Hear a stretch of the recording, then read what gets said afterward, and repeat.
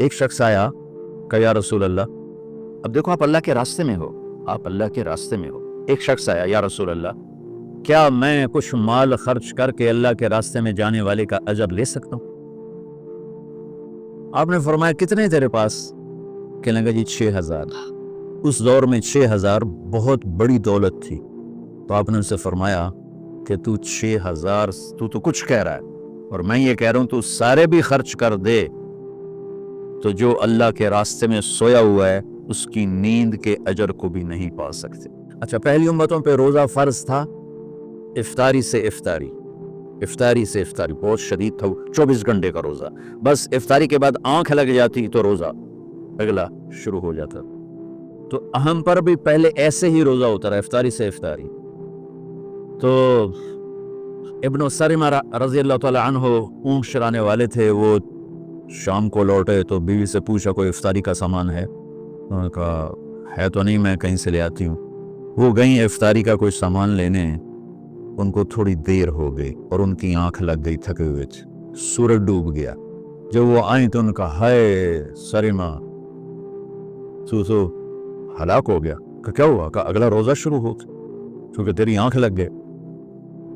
تو انہوں نے کہا چلو کوئی بات نہیں، لیکن ظہر کے وقت بے ہوش ہو گئے. ایک روایت میں آتا ہے نماز پڑھنے آئے اور گر گئے، اور ایک میں آتا ہے گھر میں بے ہوش ہوئے. تو جو بھی صورتحال سے اللہ کے نبی کو پتہ چلا کیا ہوا سرمہ کو، کہا جی وہ افطاری کر نہیں سکے تو روزہ شروع ہو گیا تو بے ہوش ہو گئے. تو اللہ کے نبی رنجیدہ ہوئے تو اللہ تعالیٰ نے قرآن اتار دیا، چلو میرے محبوب ساری رات کھاؤ حتی یتبین لکم الخیط الابیض من الخیط الاسود من الفجر، کہ میرے محبوب صبح صادق تک آپ کی امت کو اجازت ہے کھاؤ. پہلی امتوں پر افطاری سے افطاری، لیکن ان کی نماز تراویح نہیں تھی. تو ہمیں اللہ تعالیٰ نے دیا سحری تک پوری رات. اچھا، ایک صحابی آئے، یا رسول اللہ میں تو مارا گیا. آپ نے کہا کیا ہوا؟ کہا میرا روزہ تھا، میں بیوی کے پاس چلا گیا. آپ نے کہا تو پھر تو غلام آزاد کر، کفارہ دے. کہا جی میں تو خود غریب آدمی ہوں، غلام کہاں سے آزاد کروں، خریدنا پڑے گا. آپ نے کہا 60 مسکینوں کو کھانا کھلا. کہ میں آپ مسکین میں کنوں کھانا کھلاؤں؟ آپ نے فرمایا پھر آخری ہے کہ 60 روزے رکھ، وہ مسلسل رکھنے ہوتے ہیں جو کفارے کے ہوتے. وہ کہنے لگا ایک روزے چاہے کم کیتا ہے، 60 روزے جو میں کی کریں. آپ نے فرمایا اچھا ٹھیک ہے بیٹھ جا. بیٹھ گئے. تھوڑی دیر ہوئی تو ایک انصاری صحابی کھجوروں کا ٹوکرا لے کر آئے، یا رسول اللہ یہ صدقے کی کھجوریں ہیں، تقسیم فرما دیں. تو آپ نے فرمایا بے وہ کدھر ہو؟ کہا جی بیٹھا ہوں. آپ نے کہا ادھر آ، یہ کھجوریں لے جا اور 60 گھروں میں تقسیم کر دے. سبحان اللہ، اللہ نے اس امت کو لاڈ لڈائے ہیں، یہ اللہ کی لاڈلی امت. عجیب واقعہ یہ. کہنے لگا یا رسول اللہ اللہ کی قسم مدینے میں مجھ سے غریب کوئی نہیں، آپ ایسا کرو یہ میرا کفارہ مجھے ہی صدقہ کر دو. تو آپ اتنا ہنسے کہ یہ آخری دانت نظر آنے لگے. بہت کم ایسا ہوتا تھا. فضحک حتی بدت نواجذہ، ایسا ہنسنا آپ کبھی کبھی ہنستے تھے کہ آخری دانت پورا منہ کھل جائے. تو آپ اتنا ہنسے کہ آخری دانت تک نظر آنے لگے. تو آپ نے کہا اچھا جا لہجہ تیرے واسطے، لیکن یہ صرف تیرے لیے اور کسی کے لیے نہیں ہے. تو جب ایسی خیانت ہوئی تو اللہ تعالیٰ نے دوسرا حکم بھی اتار دیا، باشروہن، کہ تمہارے لیے بیوی بھی حلال ہے، کھانا بھی حلال ہے جب تک صبح صادق نہیں ہو جاتی. لیکن اللہ نے ہمیں ایک نماز عطا فرمائی جس کو ہم آج صلاۃ التراویح کہتے ہیں. میرے نبی کے زمانے میں اسے قیام اللیل کہا جاتا تھا. تو اللہ نے ہمیں رات کی نماز عطا فرمائی، اور چونکہ یہ ایک مشقت ہے تو میرے نبی نے کہا ایک رات کی نماز کے ہر سجدے پر 1500 نیکی لکھی جاتی، 1500 نیکی لکھی جاتی. اور اللہ تعالیٰ ہر سجدے پر جنت میں ایک محل بناتا ہے جس کے 60,000 سونے چاندی کے دروازے ہوتے، اور ایک درخت اس کے لیے لگاتا ہے جس کے نیچے 100 سال گھوڑا دوڑ سکتا ہے.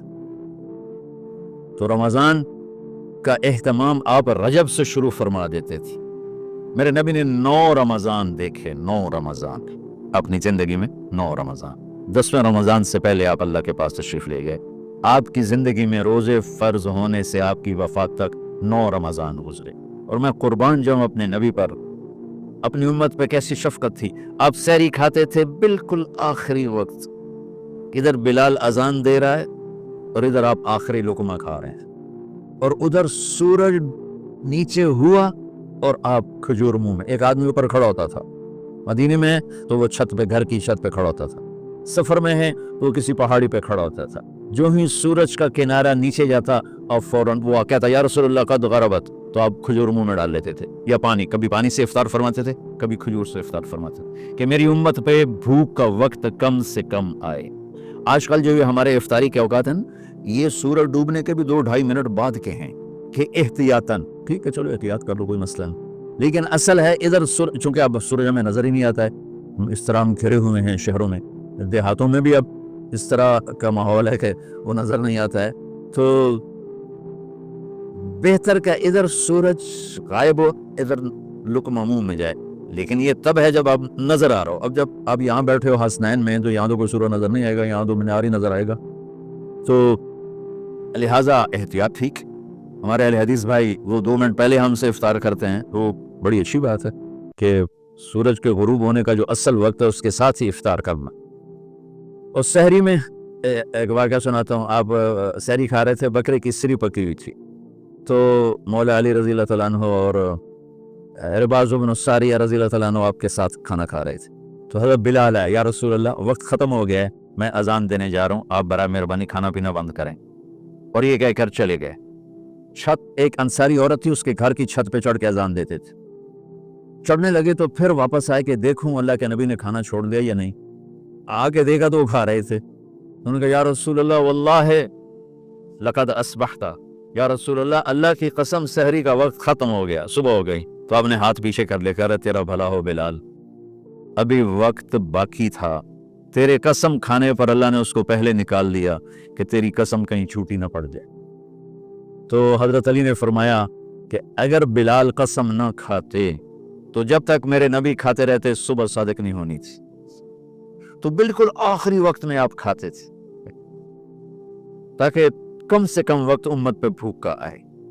تو اللہ تعالیٰ آپ کے علم میں برکت دے. رمضان علم کا مہینہ ہے, سونے کا نہیں ہے, کھانے کا نہیں ہے, سموسے پکوڑے کا نہیں ہے. رمضان علم کا مہینہ, شب قدر اس میں ہے, اللہ کا عرش پہلے آسمانوں پر ہے, سارا دن ساری رات اللہ کے اعلان ہو رہے ہیں, کوئی بخشش چاہنے والا, کوئی معافی چاہنے والا, کوئی رزق چاہنے والا, کوئی ہدایت چاہنے والا, کوئی شفا چاہنے والا, اور فرشتوں کے اعلان ہو رہے ہیں, بھلائی کرنے والے آگے بڑھ, برائی کرنے والے پس کر دے. تو جو رحمت رمضان میں, میرے نبی نے فرمایا اگر میری امت کو پتہ چل جائے کہ رمضان کیا ہے تو یہ تمنا کریں گے کہ کاش سارا سال ہی رمضان ہوتا. تو بچوں آپ خوش قسمت ہیں کہ آپ کا جو رمضان ہے وہ علم کی طلب میں ہے. اس میں اگر آپ سوئے بھی ہوگے نا تو آپ کو وہ اجر ملے گا جو نفلیں پڑھنے والوں کو بھی نہیں ملے گا, کہ رمضان تو علم کا مہینہ ہے. انا انزلناہ فی لیلۃ القدر, اور 4 آسمانی کتابیں رمضان میں, اور سارے صحیفے رمضان میں. پتہ نہیں اللہ کو کیا پسند تھا اس مہینے کا. حضرت ابراہیم علیہ السلام پر چھوٹی کتابیں اتری 1 رمضان کو, حضرت موسیٰ علیہ السلام پر تورات اتری 2 رمضان کو, حضرت داؤد علیہ السلام پر زبور اتری 6 رمضان کو, حضرت عیسیٰ علیہ السلام پر انجیل اتری 12 یا 18 رمضان کو, اور اللہ کے نبی پر قرآن اترا فی لیلۃ القدر, لیلۃ القدر میں اترا. تو سارا آسمانی علم رمضان میں اترا. سارے مہینوں کے نام عربوں نے رکھے, محرم, صفر, ربیع الاول, ربیع الثانی, جمادی الاولی, جمادی الثانی, رجب, شعبان, رمضان, شوال, ذوالقعدہ, ذوالحج. اس میں جو رمضان ہے یہ نام اللہ نے رکھا. باقی مہینوں کے نام تو رکھے عربوں نے. پھر ان کی زبان پہ اللہ لایا رمضان, چونکہ ابھی تو دنیا بھی نہیں بنی تھی اور اللہ نے قرآن کی تلاوت فرمائی تھی. تو اس قرآن میں تھا شہر رمضان الذی انزل فیہ القرآن. تو رمضان کا نام اللہ نے پہلے سے چن رکھا تھا, پھر ان سے رکھوا دیا. رمضان کہتے ہیں رمض یرمز, جل جانا, جل جانا. رمضان کو رمضان کیوں کہتے ہیں؟ کہ اس میں گناہ جل جاتے ہیں. مسلمان پہلا روزہ رکھتا ہے اور اس کے گناہ اللہ جلانا شروع کرتا ہے, اس کی پھوک پہ آس کی آگ میں گناہوں کو ڈالتا ہے, جلاتا ہے. آخر 29 رمضان یا 30 رمضان آخری رات اللہ تعالیٰ اس کی پچھلے سال کے سارے گناہ معاف فرما دیتا ہے. تو اس کو اس سے تشبیہ دی گئی کہ جیسے جلنے سے چیز ختم ہو جاتی ہے, رمضان کے روزے کی بھوک اور پیاس کی تپش سے اللہ تعالیٰ پچھلے سال کے سارے گناہوں کو معاف فرما دیتے.